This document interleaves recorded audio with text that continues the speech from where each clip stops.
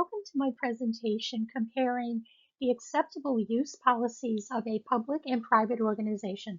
I'm your host, Beth Waddell, and today I've elected to share with you my views on the acceptable use policies of a large public university and a very large private organization. Before I compare and contrast the two policies, it pays for us to define what is acceptable use anyway, and why would an ordinary end user care about how it affects them. In today's world where virtually every organization has a digital footprint somewhere, they have the right to protect their digital assets, their information, their intellectual property. And in fact, I would even consider that an obligation, regardless of whether you're a for-profit or nonprofit organization. As well, organizations that store other people's data or information on other people have a duty to remove any barriers to access by those parties that have a legitimate interest in those data and those digital assets. Depending on the nature of the organization, what counts as a digital asset may differ a little bit. What is an asset for the public university will be quite different from one for the private company. So a good, well-written, well-crafted, acceptable use policy is a part of the organization's daily business dealings. They must make it public and they must keep the public up to date on any changes that need to come about as a result of innovations in software or hardware, current events, legal changes, or anything else that may affect the end user's use of digital property. For this project, I chose to compare the acceptable use policies of a very large public university in Maryland, and I also chose an extremely large for-profit company, which basically is all over the world, but they are headquartered in Pennsylvania. In order to compare the two policies, one first has to compare the organizations, figure out what their mission is, what their goals are, who their audience is, and any unique features that may apply to that particular organization. The public university that I chose is University of Maryland Global Campus. Full disclosure, they are my former employers. I was there from 1983 to 1995. They've been around a lot longer than that. They have been around over 75 years.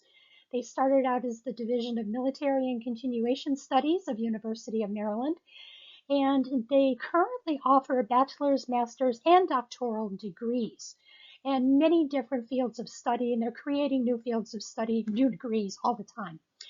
UMGC is a member institution of the University System of Maryland, so it abides by the USM's policies and practices.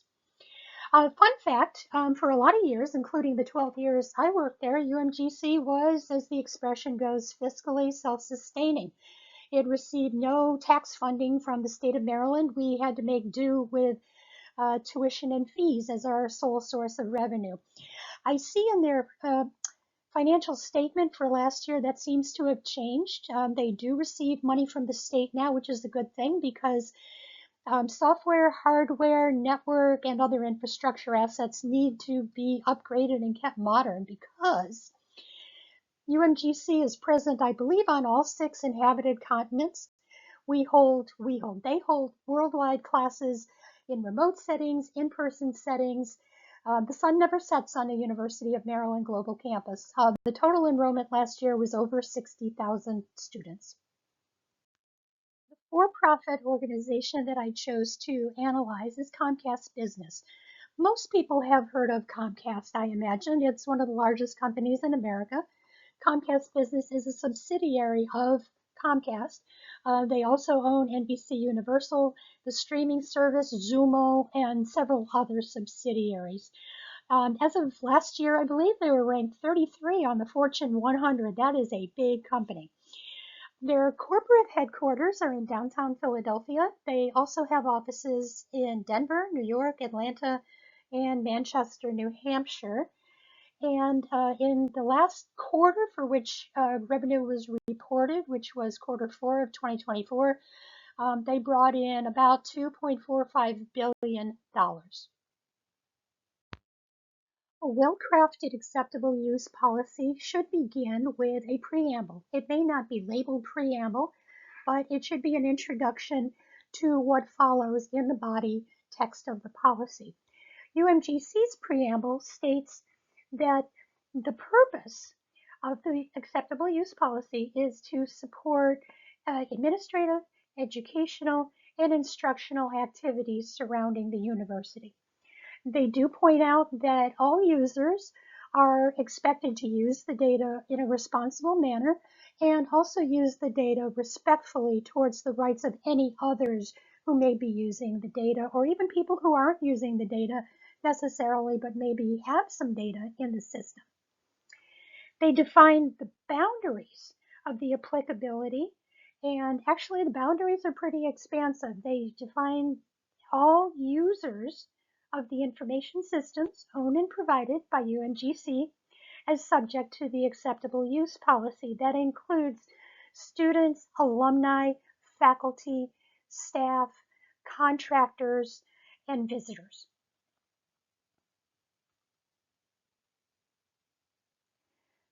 Comcast's preamble starts out a little bit differently. They employ a little bit plainer English than UMGC's preamble did. The first thing they do is state why they provide this information in the first place.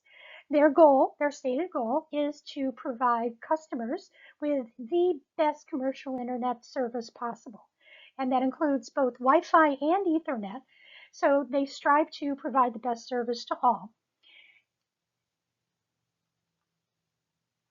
As a result, they do specify, as they should, that all customers and all others who use their service must comply with the policy.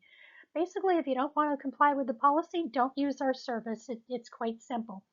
The acceptable use policy preamble puts the onus on business owners who are purchasing services from Comcast Business to take steps to ensure that their end users also agree to abide by these policies. And in addition, not only are premises inside Comcast Business itself covered, but of course, because they are selling their services and products to other companies, those companies outside Comcast premises need to obey the acceptable use policy. The next part of a well-crafted acceptable use policy should put forth the definitions to some basic or peculiar terms in their line of work, whatever that may be. Being an educational institution, UMGC felt it necessary to define, for the record, terms like account. Could be a student account, could be a vendor account, or another kind of customer, or it could be an internal account belonging to a staff member or faculty member. They also define who a contractor is. UMGC employs contract faculty and staff occasionally. They have to abide by the policy as well. Some other terms they define include data, high-risk data, which are data that could cause incipient harm to another party if it got into the wild and was abused in any way. Their information systems, personal information, and probably the biggest one of all, personally identifiable information. It is incumbent on the university to protect the privacy and identity of everyone who uses their systems. So not just social security numbers, but things like dates of birth, dates of matriculation, green card numbers if you're an alien student, or military number if you're a military student. Anything like that that could be used to identify you personally must be protected by their systems. And then finally, they define who a user is. That sounds a little crazy, but basically, if you log onto their system, you're a user, even if you're just looking. Oddly enough, I could find no explicit glossary or list of definitions in the Comcast Business Acceptable Use Policy. The body of the policy statement of a well-crafted acceptable use policy should include a great amount of detail on how they use the data and what end users can expect while the owner of the data is using it. The first thing that UMGC states is what their policy is on security and privacy. They do mention that they monitor users in the aggregate for things like data usage, usage patterns, times of day, when the servers are most busy, and things of that nature. In general, they don't monitor individuals. There is one exception to that I found, and that is if a law enforcement agency finds it necessary to monitor an individual user, and that must be approved and authorized by the chief academic officer or her immediate supervisor, who happens to be the university president. End users at UMGC should have no expectation of privacy while they are using the system. UMGC has the right, and in some cases the obligation, again, to monitor activities in the aggregate. And if they stumble on something that you're doing, oh well, they got the right to look at that. They do also reserve the right to monitor privately owned devices such as your smartphone, your tablet, or some other device, maybe especially if you're taking an online class, that is accessing UMGC's digital assets remotely. Comcast took a little different approach toward the body of its policy statement. It states how it, first of all, communicates updates to the policy. At the very beginning, they mention that they will announce the policy to the public and put it on the website at least 30 days before it becomes active. And anybody can go to the website at any time and look at the current version of the policy. They talk about network management quite a bit. They've been constantly updating their own networks. After all, that's the business that they're in. So they do have an extensive statement on network management and a statement on data consumption. So far, we've been talking about acceptable use of the system, anything that's in line with that organization's work and mission, which is education or telecommunication in these two instances. So what would constitute unacceptable uses? At UMGC, that would include things like, well, first of all, if a law is being broken at any level, federal, state, or local, obviously that's unacceptable. Also, any activity by an end user which would cause physical harm to UMGC's systems, either hardware or software. In addition, there are two clauses in the body of their policy which mentions activities that violate UMGC's Code of Student Conduct and activities which violate UMGC's academic integrity policy. If a user uses the system to knowingly violate a clause in either of those documents, then that is also considered an unacceptable use. The Code of Student Conduct and the Academic Integrity Policy are not part of acceptable use, but they are connected to it, they're adjacent to it, and links from acceptable use do lead directly to these two subsites within UMGC. Comcast goes about it a little differently. They have a long list of specific things that are considered unacceptable, and it made me wonder, I think some of these things may actually have happened to them in the past. For example, they do restrict conduct and information that may be criminal. They also mention conduct that may be considered obscene or harassing.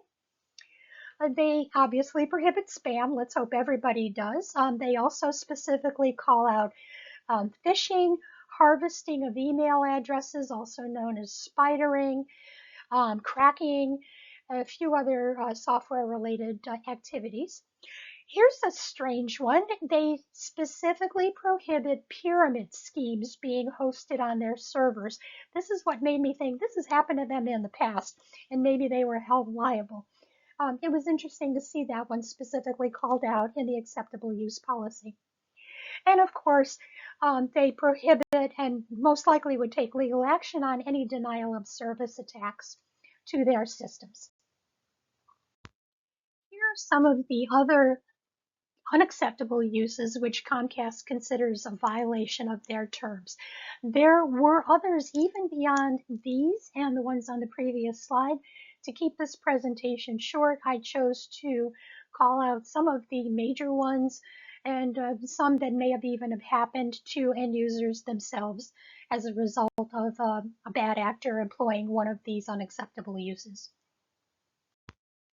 Now you know most of what's considered unacceptable use at these two organizations.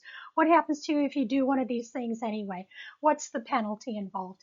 At UMGC, first of all, they could simply deny access to any of the systems. That would be a problem if you needed the academic systems for your coursework, or if a staff member needed the administrative systems to do their job. Any content that may have been posted to one of their servers, social media, or shared sites. I'm guessing they use Blackboard for their academic material as well. All of that harmful content that may be up there is subject to permanent removal. And any employee who violates these terms could be disciplined. The highest level of discipline mentioned in the acceptable use policy is termination. Comcast, presenting a different product to the public, namely they're selling a service, has other means of penalizing or sanctioning a bad actor end user. First of all, they can close your account, and chances are they would never do business with you again. All of your files are going to get deleted off of their servers. I am not sure whether they would ask you first or give you a chance to retrieve your files. I would hope they would.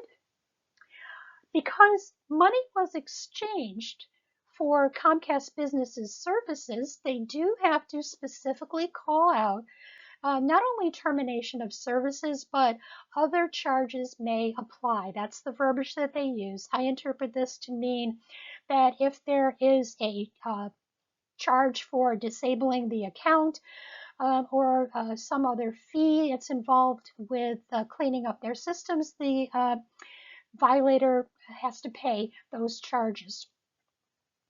Now, one thing I did find interesting with Comcast is there's a clause in there that says if the end user in question has done something unacceptable, they'll be given a reasonable period of time, I believe it's 30 days, to correct the offending behavior. They would, I imagine, work with Comcast business network management people in order to make those corrections and bring their account back into compliance once more. Nowhere in either acceptable use policy did either organization explicitly state an activity that is acceptable. I'm hoping that's because in both cases, common sense will prevail.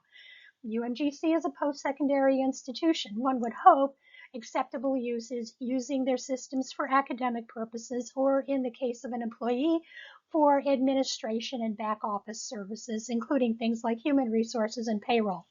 And Comcast, acceptable uses would be whatever your business needs Comcast Business for, whatever it is that you're selling, whatever I shouldn't say students, customers you may be providing services to. And obviously, the acceptable use should be related to the enterprise or the organization in some way. Also, maybe a little less obviously, any content that is placed in their data would need to be not prohibited by federal, state, or local laws in any way. You would think that once an acceptable use policy hits the public, it's perfect, but technology changes, laws change, and end user audiences change. So a couple of recommendations. First, in the UMGC policy, I noticed that there was no language on any student financial obligations if the student were to be expelled from the university for violating the policy. Do they get any of their tuition and fees back? As an academic, I would think probably not, but I think the larger public needs to be made explicitly aware of what the obligation would entail. Also, in some of the related policies, there are some terminologies that are legally fuzzy, in my opinion. Disclaimer, I'm not a lawyer, but some of these terms might be interpreted in different ways that may or may not have a negative impact on a student or an employee. So I would have wanted to be careful with those terms. In Comcast, I would have liked to see a statement of where any any disputes would be resolved. I guess this would be Pennsylvania, but not necessarily. So I would want to see that specifically called out. Also, they do talk quite a bit about fishing, but many people don't get fished anymore. They get fished, I'm using air quotes here, via text message. That's called smishing or SMS smishing. And video phishing or voice phishing are both common now as well. Voice phishing more so than the other one. That's called vishing. So I feel that Comcast, or really any organization, if you're worried about phishing, you do need to be worried about smishing and vishing as well as prohibited activities. Thanks for listening to my talk. Hope you learned something today and keep on using acceptably.